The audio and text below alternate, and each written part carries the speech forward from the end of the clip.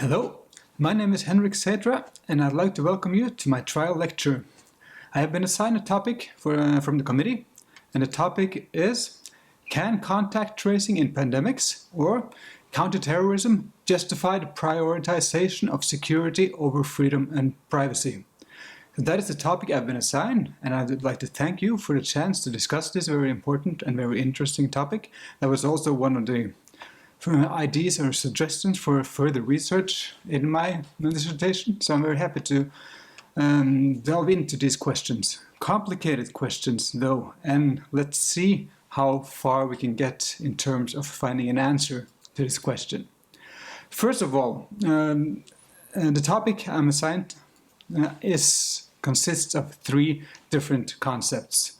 First is security, which we will discuss if it can be justified to prioritize security by sacrificing privacy or liberty. So that is kind of the question. And these are three large concepts that we will have to discuss. And I have decided to break them up and discuss their different relations to each other separately first. The first concept is security. I've decided to focus on contact tracing and pandemics and counterterrorism as my way into the concept security. It's a very broad concept. It can be a very deep concept, which is discussed in detail by Waldron, which you can see the reference at the bottom here. But I've decided to focus on objective and experienced fear and insecurity related to physical harm, as in disease from the pandemic and violence in terms of terrorism or fear of violence. I've decided to break the lecture up in three parts, whereas the first deals with how technology allows us to trade privacy for security. We can buy security, so to say, by reducing our privacy. The second topic is: how is privacy related to liberty?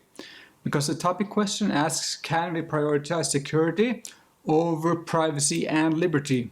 But those are two very different concepts, and I decided to delve into how they are related. Thirdly, we'll see how this trade-off, if we decide to call it a trade-off, and we'll get back to that, might work out. Is it possible to say, or is it possible to weigh these things against each other?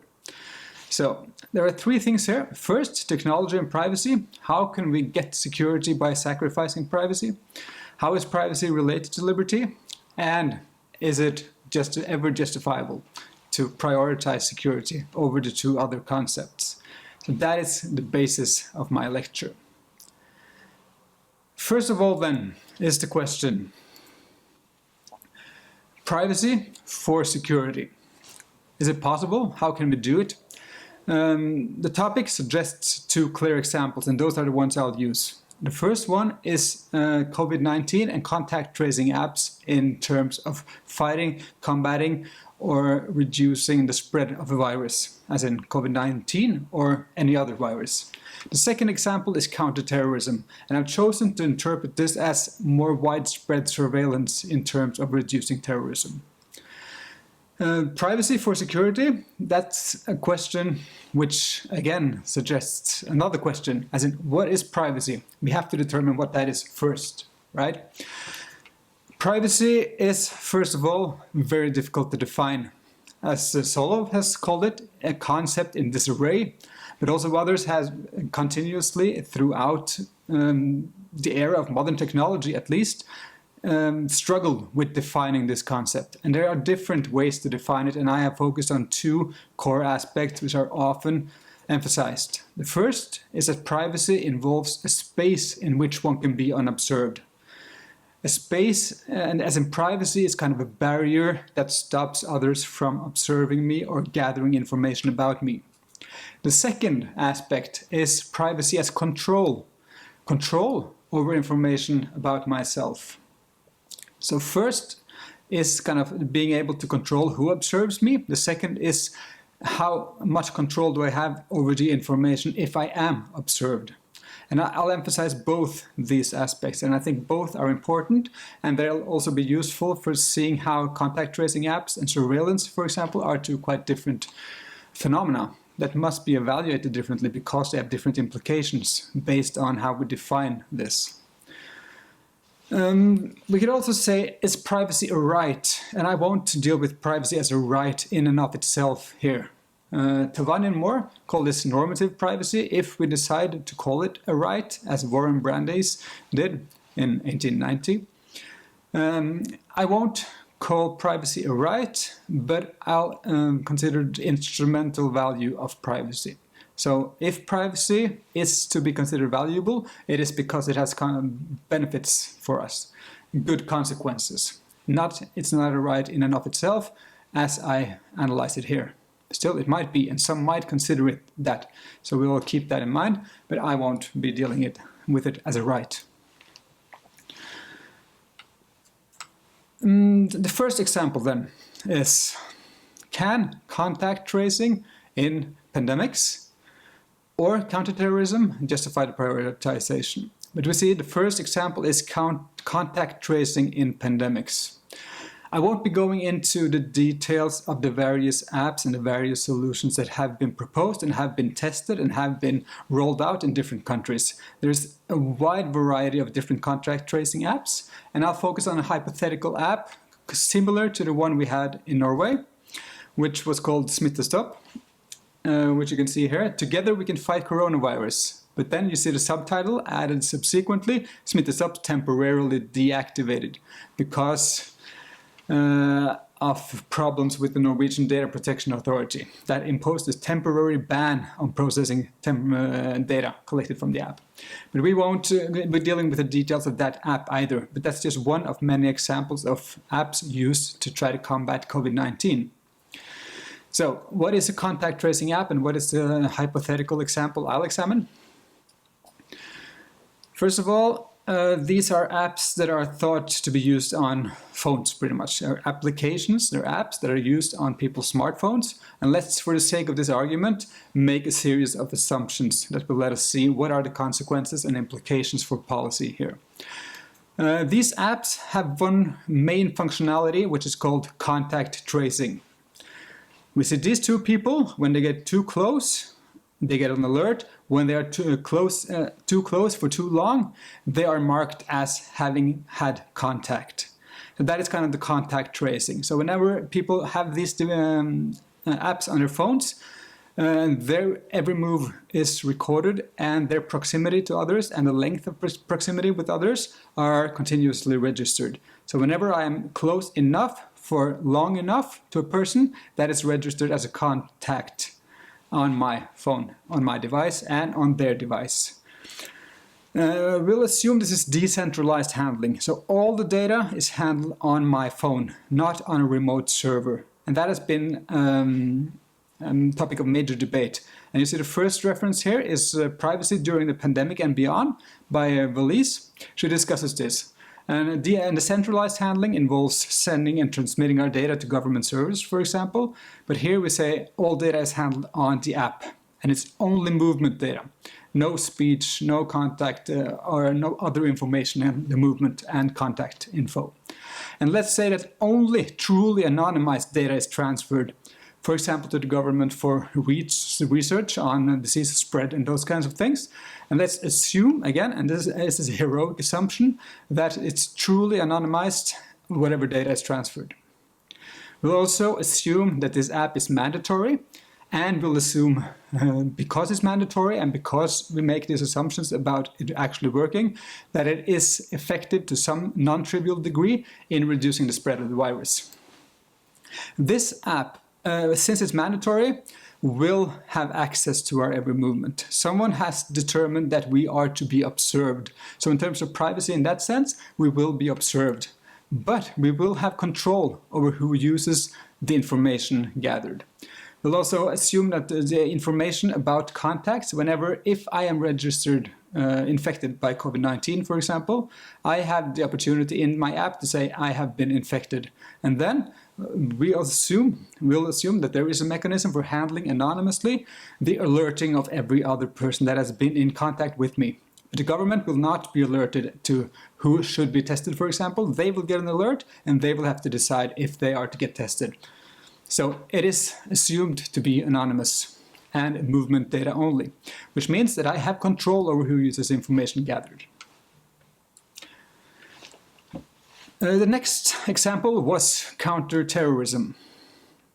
Let's assume then that in order to combat terrorism as a general phenomenon and in terrorist attacks in particular, the government has decided that they want to do widespread and broad surveillance, massive scale. We don't have to use a hypothetical example, really. We can do the Total Information Awareness program that was discussed by Solo in 2008. The program was revealed in 2002 and shortly after defunded, but it serves as a good example of the kind of approach that we're discussing here. The Information Awareness Office, which is the logo that took down the DARPA surveillance program here. This program was defunded, but a lot of the aspects of it are still continued. So we'll see what the surveillance entails. Counterterrorism. We'll assume that it involves surveillance and preemption. Surveillance is defined here as purposeful, focused, systematic, and routine attention. That is our definition of surveillance here. And we won't be using the less focused attention, and we won't be focusing on the surveillance capitalism, for example, that's discussed by Zuboff and others, and Belize in particular. And in my dissertation, I focus on private companies and surveillance as a general phenomenon. Here we're talking about government surveillance, mainly. That is our focus in this lecture.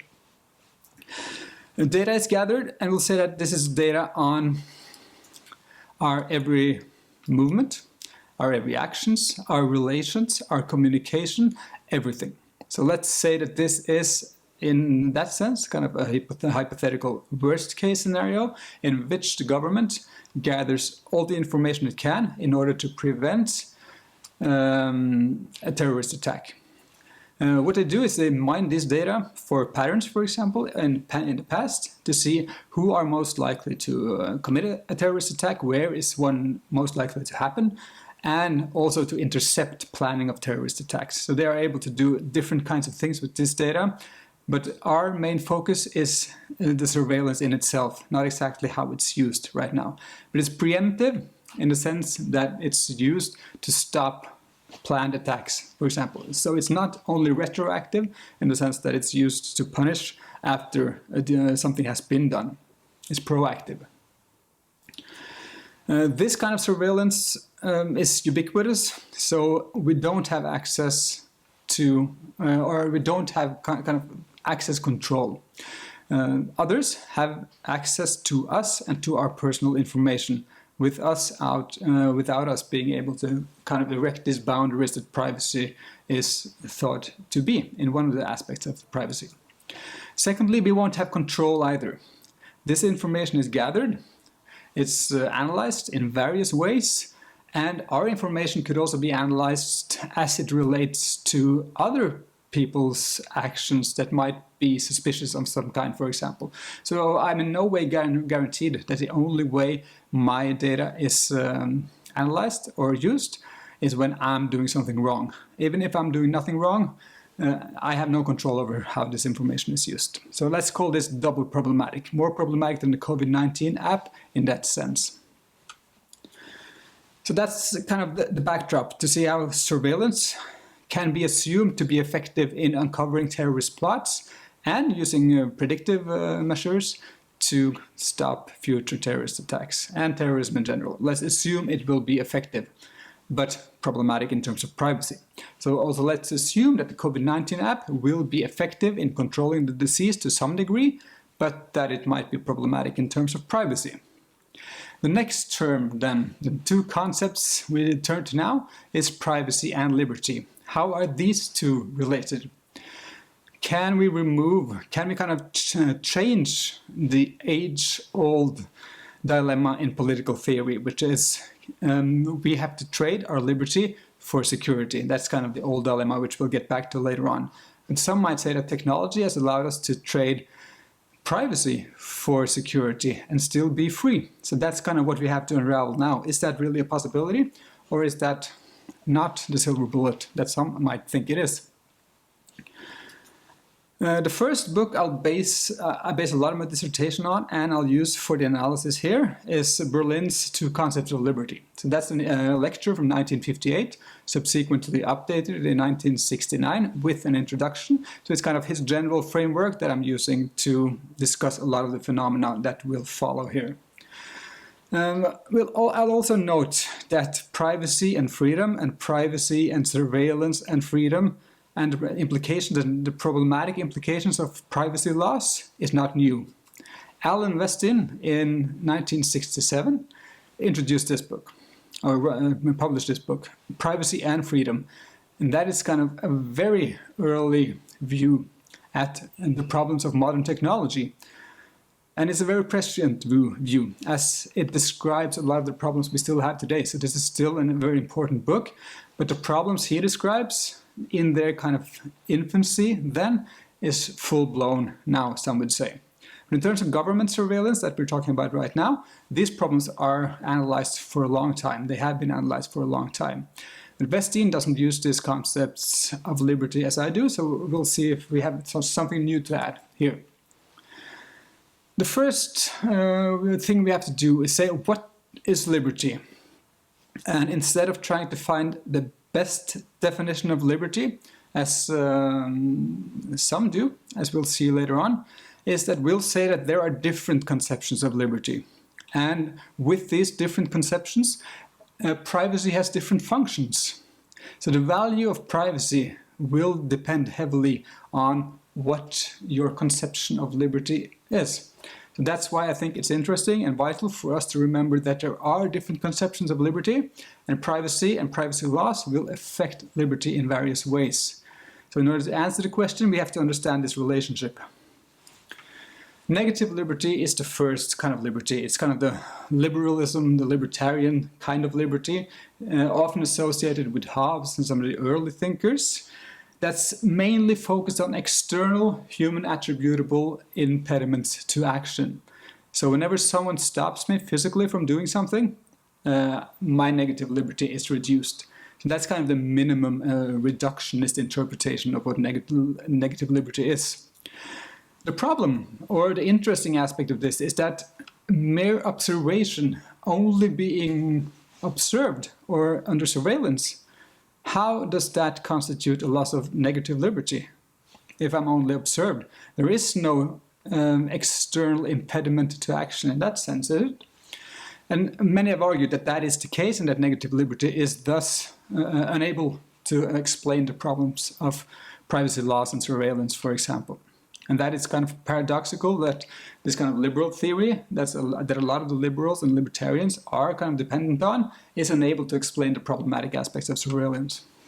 But there are some other interpretations, and here I reference myself, and I also reference Kuhl, who wrote about rationalism and micropower, for example, to say that, wait a minute, Isaiah Berlin himself was not as restrictive as some would have it when describing negative liberty.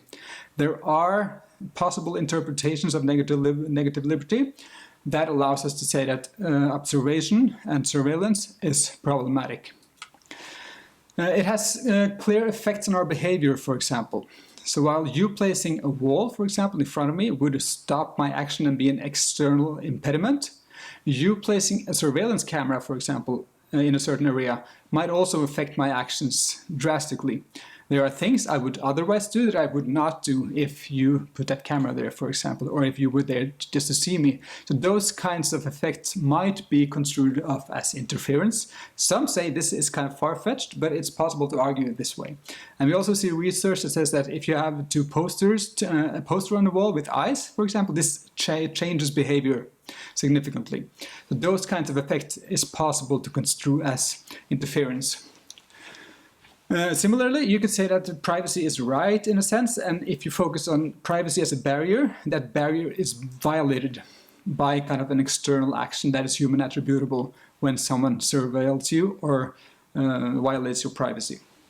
Secondly, if it is mandatory, as government surveillance is, for example, and as COVID-19 contact tracing app we discuss is assumed to be, then it removes options. So we have less freedom of choice. We won't be able to do the same things we used to do, unobserved at least. So any mandatory government program, for example, might be said to be problematic in that sense. The next problem then, if we are this generous with negative liberty, is to say that all these forms of interference just discussed only occur when surveillance is overt, as in covert surveillance. That would be preferable then. Would it be better to be observed but not be aware of it? Because if I was not aware of your security camera, I would act as I would otherwise have done. There would be no impediments to my action, no external interference with my action because I was not aware. So is that better? This is kind of a paradox that will have to be solved, but negative liberty alone can't really solve it, but we will solve it with another conception later on. So with the COVID-19 app, you could say that this interferes with my actions because I would perhaps change my pattern of movement. I would perhaps not seek out places that I thought was morally condemnable or unpopular, even if they were lawful, because I was afraid of what others might think of my actions and what I were doing.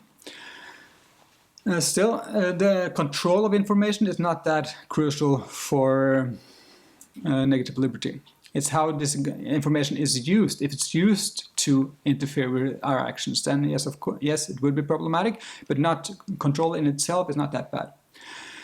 Overt surveillance that we know about, would perhaps change our actions and might be construed of as interference and liberty reducing. So negative liberty might be able to describe to a certain degree how both of these aspects might be a bit problematic.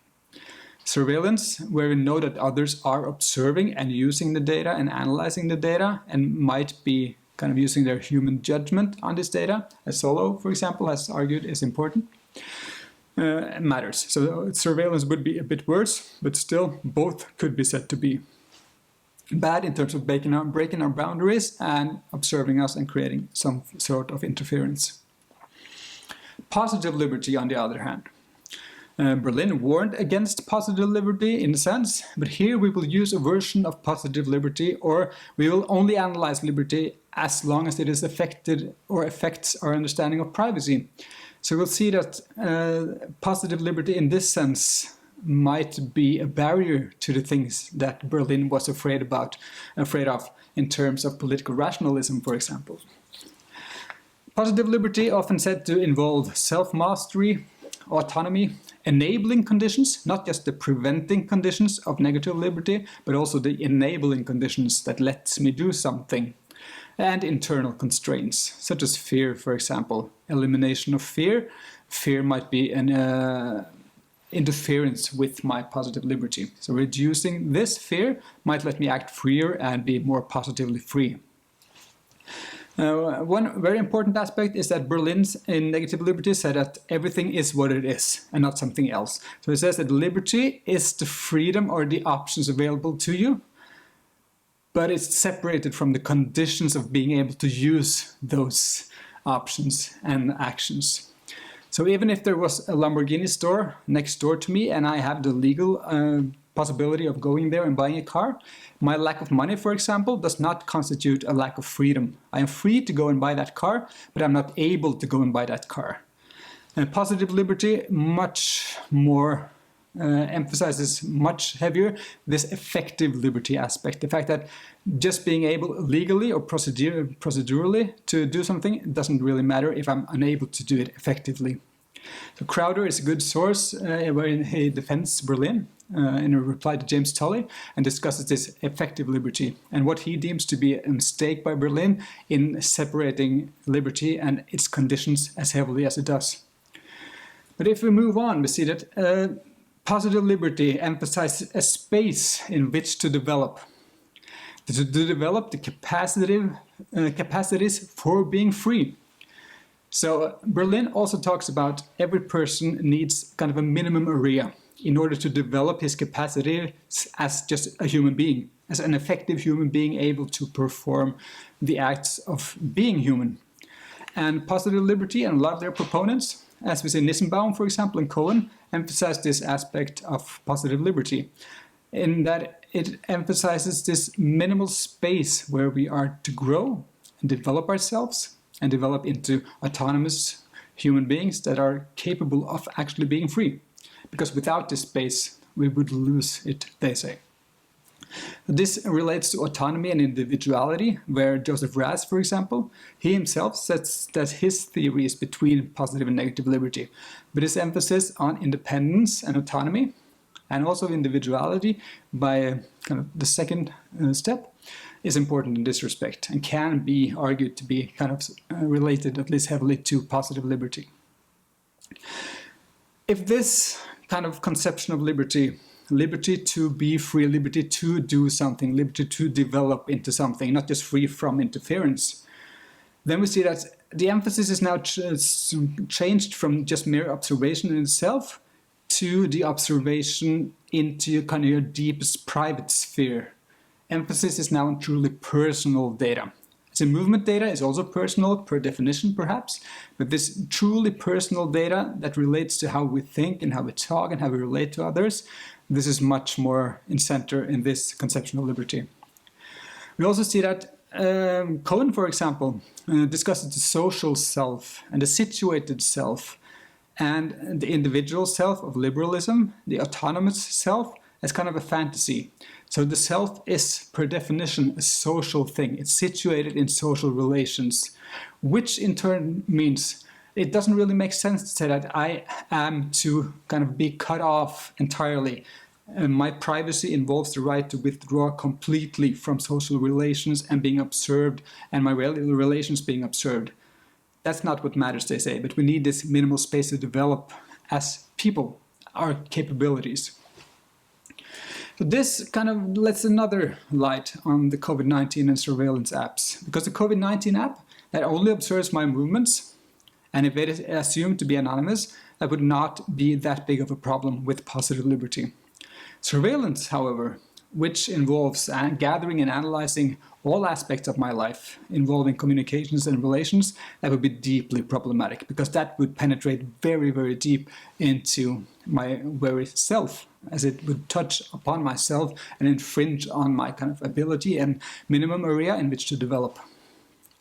So that's the second. The third kind of liberty that I'll discuss, third and kind of a fourth, is that it's not just actual interference that matters, but it's potential interference as well. So I relate this to Petit and Skinner, which are the two main proponents usually of, or named as the two proponents of Republican liberty, but there are others as well. We'll use Petit and his liberty as non-domination. He says that we have to be free from the possibility of being dominated by others, free from the capricious will of others, free from their ability to arbitrarily use their power to dominate us. List and Valentini objects to Petit's focus on arbitrary power, and they say liberty as independence, they say, is very reminiscent of Republican liberty. But still, they say that we also need to consider non-arbitrary power, which in simple terms involves that we also have to take account of and perceive as liberty reducing, for example, being justly attained by the police and imprisoned. Even if you broke a law and are detained, you are deprived of some form of freedom and you are entitled to a justification. So that's kind of their approach. They have to say that every infringement of our liberty in general have to be considered, not just those that we have already deemed morally wrong as the results of arbitrary power, also the non-arbitrary ones. But they are very similar in that they talk about the potential interference, and that's the main point for us here. So why do we need this third kind? First of all, the examples often used are the free slave. Let's say I am a slave with no legal rights, but I have a very benevolent slave master. He allows me to do whatever I want. I'm free to act, free to think. I have my private area in which to develop. Negative and positive liberty would, in most senses of these concepts, say that I am free. But Republican liberty say, no, you are under domination. You are dominated in the sense that your slave master has the possibility to dominate you, to make you do what he wants to do and to interfere with your actions. The same would be the free subject of a benevolent dictator. So they talk about actual liberty and liberty in nearby possible worlds. And that's interesting for us in terms of our private data being very valuable and the potential source of power, as we'll get to very soon. So in terms of COVID-19 app and surveillance, we see that COVID-19 creates a lot of data. It's decentralized, so it's on your phone and you have control over it. So that would not be that problematic, unless it's stolen, unless the assumptions are broken and it's not safely stored. And surveillance is deeply problematic because that provides people with a lot of information about you. And that relates to privacy, force, and power. I use one term in the paper when Nudge comes to show that says psychological force. We have to take account of physical force, of course, being physically restrained, but psychological force is the kind of mechanisms that allows people to control you and coerce you by preying on your psychological weaknesses, for example, and biases. Hobbes says, and I wrote here, that knowledge is power. Knowledge about my inclinations, for example, is power in the sense that it allows someone else to control my actions more effectively, to direct my purchases, for example, to direct my movements, to direct my ideas, to my perception of the world. All these things are more effectively achieved if someone has knowledge over my personality, deeply. And knowledge is power kind of relates to Valise's concept of privacy is power. And I've given a reference here to Privacy Power as an article, but her new book is coming out soon, which is about this concept of privacy as a form of power, and that we have to preserve our privacy because that gives us power. And when we lose it, others get power over us. So that relates heavily to Republican liberty. Privacy then is then a bulwark against domination. It guards against domination that we know might be happening now. But we also see that we might trust the government today, but government might change hands. We might trust Facebook today, but Facebook might change their policies tomorrow, and etc. So all private companies and all governments are kind of, even if you trust them now, and perhaps especially if you trust them now, be wary of kind of what happens in the future. Theft, data could be stolen, and that's kind of the fundamental aspect both of COVID-19 app and of surveillance in general. Data about you could be stolen and fall into someone else's hands. And we have future technology.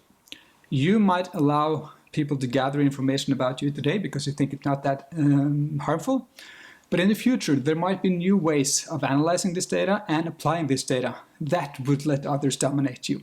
So if you go to this nearby possible worlds concept of List and Valentini, Republican liberty provides us with a very strong argument for saying that privacy is important for preserving Republican liberty or liberty as independence. So that leads us to the next and the final part of this lecture.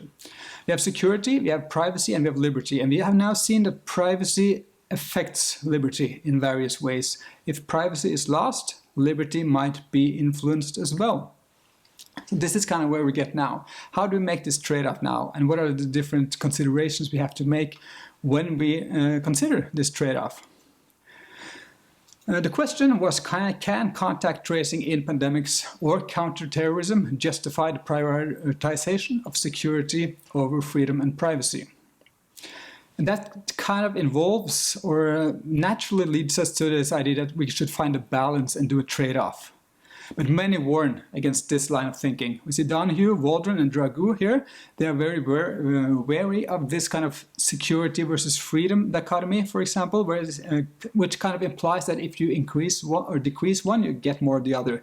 It's not that simple, they say, and I fully agree.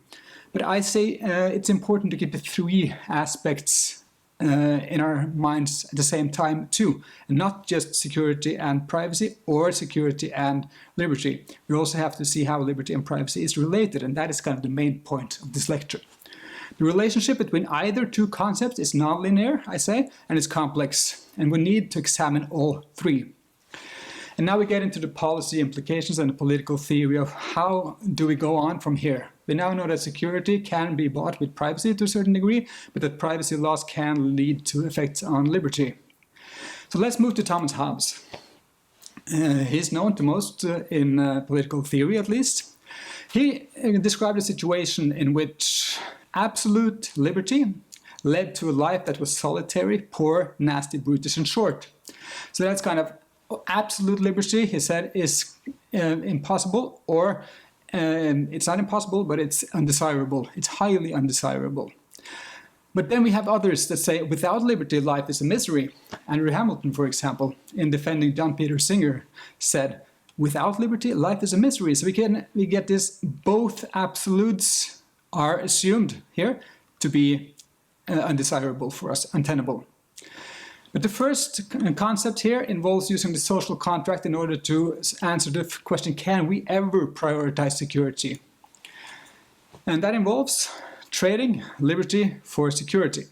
And that is Hobbes' state of nature, where all have freedom for everything, absolute liberty, which leads to a state that is quite miserable. And it says all would agree, Hobbes argues, that state of nature must be escaped. And since all agree on this, we can say that, okay, this is a legitimate political goal. It's legitimate for us to trade liberty for security since we all desire it. And it says all reasonable people will desire this. And Waldron recently relates this to kind of terrorism, for example, and says that no one wants to be blown up. So kind of getting this basic security is kind of a thing that unites us, according to these two, and according to the view I'm taking here. And there are other views and perspectives apart from the social contract, but that's just one avenue I'm pursuing here. The next question then is, how do we limit the state? Because absolute security, as we saw, is not desirable either. And we see here that we have John Locke, for example, Robert Nozick, and we have Donahue and Dragoo that says, but saying that we need security often involves giving the state executive powers that they can use to dominate us and take our freedom. So we then move to pluralism, which is another concept of Berlin. It says that there are incommensurable values, values that can't really be balanced and that we can find out that they are compatible. Some values are just incompatible, and that means our societies have to be liberal in the sense that they are pluralistic and allows for a broad set of values to be pursued after we have basic security. So, but whose conceptions of liberty and privacy is to be pursued? And evaluation of wealth, innovation, health, other goods, for example, who decides, how do we decide what to pursue? He says that that's kind of what democracy is for, and that's what a liberal democracy is. Kind of fighting for your conception of the good without trying to enforce your conception of the good on everyone else. So that's kind of the basic approach after we have agreed upon not wanting to be blown up. All conceptions of liberty are initially considered to be valid. All functions of privacy are accepted and evaluated. So in the following, we accept all these, and we say that there are different aspects of privacy and liberty that are all potentially valuable if people value them. Berlin says that positive liberty is dangerous as a political value. So we can't have political rationalism, it says, but positive liberty can, of course, be an individual value. I can value it highly individually, and that's legitimate. So the value of privacy is kind of the third goal then. What is at stake here? What are we prone to lose if we reduce the privacy? The value of privacy has been examined by Westin, for example, and Cohen and Nissenbaum, and I refer to these, and I won't have a broad discussion of that here. But I'll say that trade-offs must be made in terms of security, privacy, and liberty in any society. These are values where we have to make some sort of trade-off. Individual value and social value. Privacy gives us as individuals, for example, freedom to think, to develop, to act in private. Socially, it creates a liberal society, a tolerant society, for example, where there are outlets for dissent.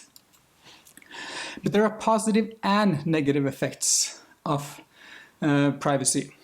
And then we have to go into this, how do we evaluate freedom of movement, for example, versus surveillance? Because we might use the COVID-19 app, and then we might have a normal society. If we don't use or accept the privacy laws involved, we might have to go into lockdown in order to avoid horrendous consequences. And that would also lead to problems of freedom, right? So that's kind of where we get into this truly interesting area of this topic. So security at the basic level, to enjoy all else, we need some security. These are the kind of closing points that I think these are the important considerations we have to make when we try to answer the question that was posed. Some security is required for us to enjoy liberty and to enjoy privacy in general. Without any security, our lives would be, according to Hobbes at least, miserable. So we need some basic level of security. So to a certain degree, it's legitimate to make that trade. But too much security is incompatible with higher levels of liberty and privacy. So we can't just say that, yes, we increase security and we sacrifice privacy and liberty in a linear sense.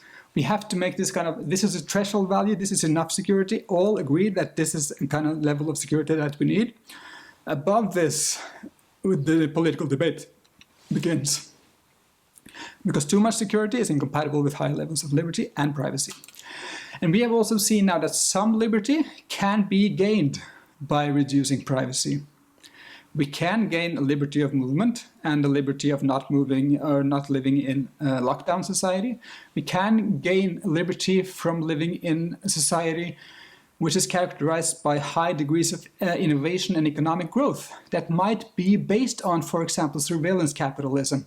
That provides us with some kinds of freedom, but it deprives us of other kinds of freedom and in particular privacy. So there's also this interesting relationship between these concepts. And without a certain level of privacy and liberty, security is threatened. And that is one of the main points, the key points of these people that say you can't just discuss this as finding a balance and doing a trade-off, because without a basic level of privacy and liberty as well, people will be, for example, discontent, and there will be no legitimate outlets for dissent. And that might encourage terrorism, for example. It might not encourage a disease, as the disease is kind of assumed here to have no intentions, but still, we'll also assume that a basic level of liberty and privacy, since we see that people value this, is essential for society. So we can't have any of the absolutes, and we have to find this balance in the middle. And that leads us to the question of this lecture, which is, can contact tracing in pandemics or counterterrorism justify the prioritization of security over freedom and privacy? So I could have said yes, if we rely on Hobbes, for example, in the social contracts, we clearly have the possibility to say yes. And all societies, all known modern societies do. We do to a certain degree allow this trade of liberty and privacy to a certain degree in order to gain security. But the COVID app, for example, if we go to the examples again, the COVID app is easier to accept. And if we trust and if we kind of have full transparency and if we have responsible development of these apps, that they are truly decentralized and anonymized, then this is kind of not a very big infringement of our liberties if we consider this in terms of the liberties gained on the other hand. So that's kind of where we have to make this balance. Because a lot of economic growth, for example, and lockdown restrictions on liberty counts against this concept of losing some privacy from the app.